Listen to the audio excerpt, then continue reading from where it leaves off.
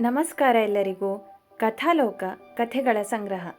ನೀವು ನಮ್ಮ ಚಾನಲಿಗೆ ಹೊಸಬರಾಗಿದ್ದರೆ ಸಬ್ಸ್ಕ್ರೈಬ್ ಮಾಡಿ, ನಮ್ಮ ಕಥೆಗಳ ಪಯಣದಲ್ಲಿ ಪಾಲ್ಗೊಳ್ಳಿ. ಬನ್ನಿ ಇಂದಿನ ಕಥೆಯನ್ನು ಪ್ರಾರಂಭಿಸೋಣ. ಮುತ್ತಿನ ಹಾರ ಭಾಗ 25. ರಾಗಿಣಿ, ನೀನು ಅಮೇರಿಕ ಹೋಗಿ ಸ್ವಲ್ಪ ದಿನ ಆದಮೇಲೆ ನಾನು ಪ್ರಸಾದ್ ಮನೆಗೆ ಹೋಗಿ ಅವ್ರ ಅಮ್ಮನ ಹತ್ರ ಮಾತಾಡಿದರೆ ವಿಷಯ ಗೊತ್ತಾಗ್ಬೋದೇನೋ ಅಂತ ಅಲ್ಲಿಗೂ ಹೋಗಿದ್ದೆ. ಆದರೆ ಅವ್ರ ಮನೆಯಲ್ಲಿ ಮನೆ ನೋಡ್ಕೊಳ್ಳೋಕಿರೋ ಕೆಲಸಗಾರರನ್ನ ಬಿಟ್ಟು ಇನ್ಯಾರೂ ಇರಲಿಲ್ಲ.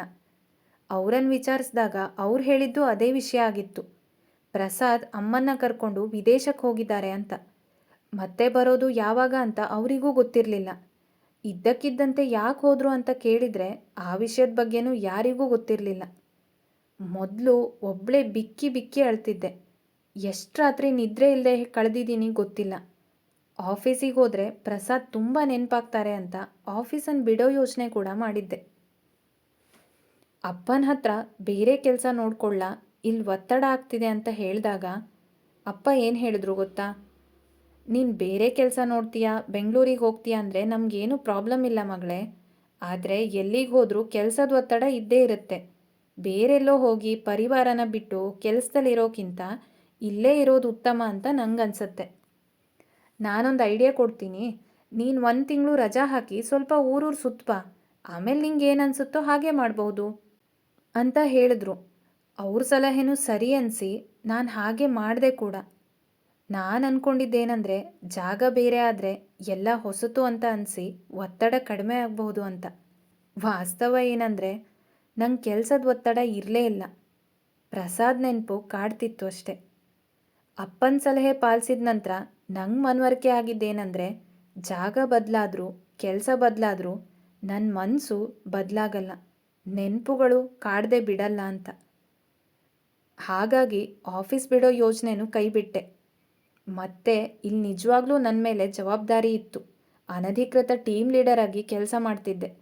ಹೀಗೆ 2 ವರ್ಷ ಕಳೆಯುವಷ್ಟರಲ್ಲಿ ಮನೇಲಿ ಮದುವೆ ಮಾತುಕತೆ ಪ್ರಾರಂಭ ಆಗಿ ಸಂದೀಪ್ ಬಂದಿದ್ರು ನನ್ನ ಜೀವನದಲ್ಲಿ. ಅಪ್ಪ ಅಮ್ಮ ಮದುವೆ ವಿಷಯ ಮಾತಾಡಿದಾಗ ನನ್ನ ಮನಸ್ಸಲ್ಲಿ ಏನೇ ಇದ್ದರೂ ಅವ್ರಿಗೆ ಬೇಜಾರು ಮಾಡೋಕ್ಕೆ ಇಷ್ಟ ಇರಲಿಲ್ಲ. ಸಂದೀಪ್ನ ನೋಡಿದ್ಮೇಲೆ ನಂಗೆ ಅವರು ಒಳ್ಳೆ ವ್ಯಕ್ತಿ ಅಂತ ಅನಿಸಿದ್ರು. ಪ್ರೀತಿ ಪ್ರೇಮದ ಬಗ್ಗೆ ಗೊತ್ತಿಲ್ಲ, ಆದರೆ ಅವ್ರ ವ್ಯಕ್ತಿತ್ವ ಅಂತೂ ಒಳ್ಳೆಯದು.